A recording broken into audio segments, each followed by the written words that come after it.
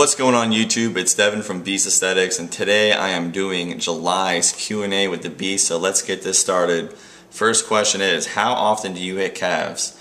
As of now, I've been hitting them 2 times a week, but before, pretty much I was only hitting them once a week, and that was because they were so sore that I really didn't feel like training them more than once a week. I would usually train them on leg day, and they would be sore for pretty much 5 to 7 days. So what I did this week was I actually did a little bit less volume on my leg day for my calves, so I was able to recover faster and hit them again on deadlift day. So I'm going to try to continue to hit calves 2 times a week.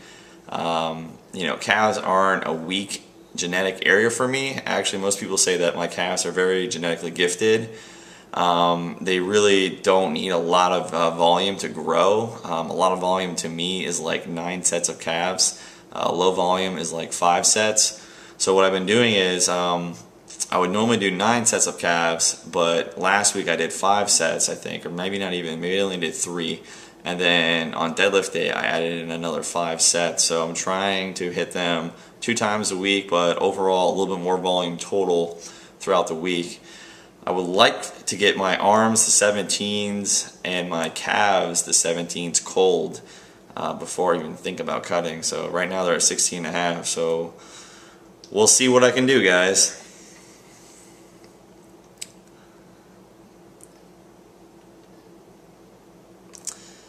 Have you ever seen Frank Zane, or has he ever seen your photos before? If so, what was his reaction? I have actually never met Frank Zane.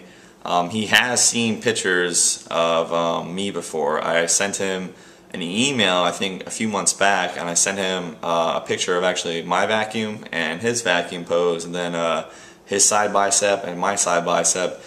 And he responded actually saying I had very great potential in the sport of bodybuilding, and he would like to hear from me again when I want to do a train with Frank Zane personal training experience. So I'm not sure when I'll do that because that costs a pretty big penny, but if I can save up for that I will, and I'll go out there and I'll train with the man Frank Zane himself, guys. So hopefully that answered that question. How tall are you? I get that like on every video, guys. I'm 5'11". I should just make a Q&A that says top 10 questions I get, and it'd be like, how tall are you? How much do you weigh? How much do you bench? How old are you? It's like on every video. Alright, here's a question that I haven't gotten in a while. What's my current training split? As of right now, I am trying, and I'm using the word trying because sometimes I am not able to hit this every single week the way I want to. But for the most part, I'm trying to hit chest and triceps while incorporating heavy bench press in there on one training day, and then on the next training day I'm trying to hit deadlifts with back and biceps for the most part, and then usually I'll take a day off, and then usually I'll do another push day, or aka my shoulder and traps day. And sometimes when I don't feel like doing biceps on my deadlift and back day, I'll add them to my shoulder day. And then the day after that I'll do leg day, aka my squat day. So I'm hitting my 3 big lifts, bench, deadlift, and squat all every single week, once a week. And I'll have usually an overhead press day on my shoulder day, or a close grip on my shoulder day as well. So I'm pretty much hitting everything once a week. I am trying to actually do calves though twice a week, and my arms pretty much get worked twice a week since close grip bench hits your triceps. Any pulling motion hits your biceps. And if I do biceps on my shoulder day, it's an additional bicep work, and I'm also hitting triceps on my chest day as well. So I'm pretty much hitting everything technically twice a week, because if you're squatting, you're hitting your legs. If you're deadlifting, you're hitting your legs. See what I'm saying here, guys? But that's pretty much it. So it's 2 days on, 1 day off, 2 days on, 1 day off, chest tries, back bis, shoulder traps, legs, repeat. That's what I've been trying to stick to. And yeah, it's been working pretty well. It's kind of bro-ish, but if it works for you, keep doing it, right? Here's another pretty good question. How do you feel about body weight training? By itself, I'm not a big fan of it. I don't believe you can build a huge physique naturally just by doing push-ups, pull-ups, and sit-ups and dips. You can build an athletic physique doing that, but I mean, let's be realistic, guys. You're not gonna build huge pecs or a huge back by doing, you know, tons of pull-ups or push-ups. I mean, especially push-ups. I mean, once you get to a certain strength level, you can bang out like sets of 50, and that ain't gonna build quality muscle mass like 8 to 10 rep range does on the bench press with heavy weight. Same goes for your back. Your back can grow. It can grow decent with pull-ups, but compared to like bent over rows, deadlifts, stuff like that, that's what's really going to build the thickness in your back. And pretty much, what are you going to do for your legs? Bodyweight lunges. Let's be realistic. I could probably do bodyweight lunges for a mile. I mean, that's like countless reps. I can't even count that many reps. It would probably be close to like 1,000 or 2,000 reps.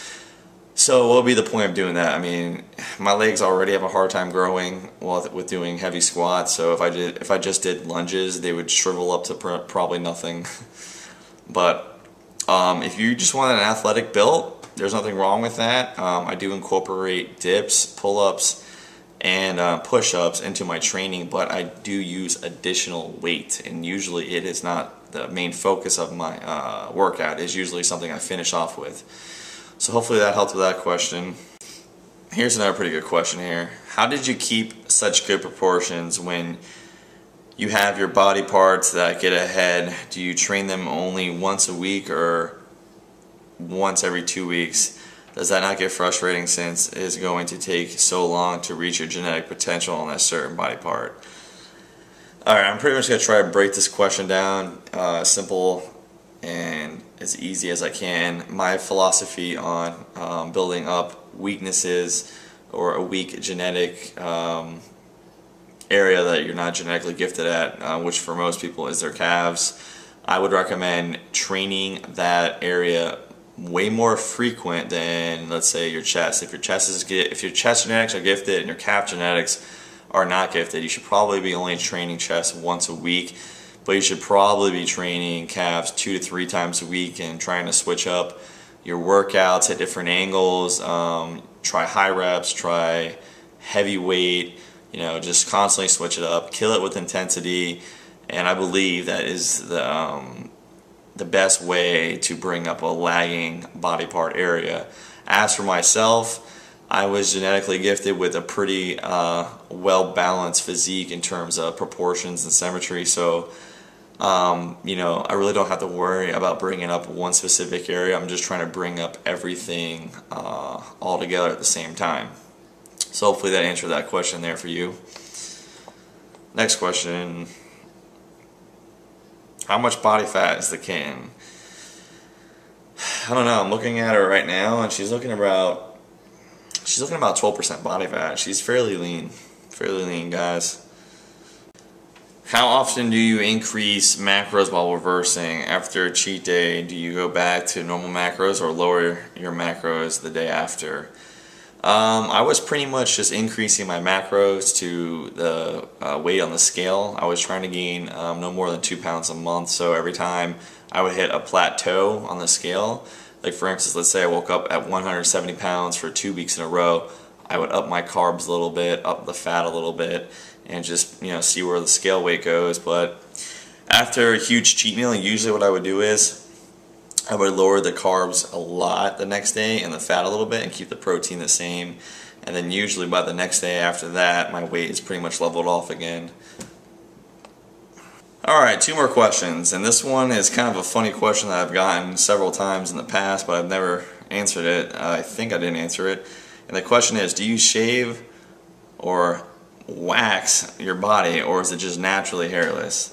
I am not naturally hairless, nor have I ever met anybody who is naturally hairless. I do, however, have very light, thin, blonde body hair, so for the most part, you guys can't even see the body hair on me. I do have hair on me, though, that's roughly ½ an inch long, but it's so light and blonde that you just can't notice it on camera. But I do shave. I usually shave 1 or 2 times a month. So hopefully that answered that question for you. So I guess I'm gifted in terms of not being hairy. Alright, last question. What 2 assistant exercises do you think are the best for gaining strength in your deadlift and bench press? For deadlift, it would have to be weighted pull-ups and heavy bent over rows. In terms of lifts that are not deadlifting wise, if you're going to go with deadlift like accessory lifts, I would say Romanian deadlifts and deficit deadlifts. As for bench press, it would have to be incline bench press and close grip bench press. If it wasn't a bench press movement, it would be dips and probably dumbbell bench press. Hopefully I answered all those questions for you guys. Please post the questions down below for August Q&A video. Hope you enjoyed the video. If you did, please like. Thanks for watching, and I'll catch you all later. Deuces, bros. Imagine she says, deuces. Deuces.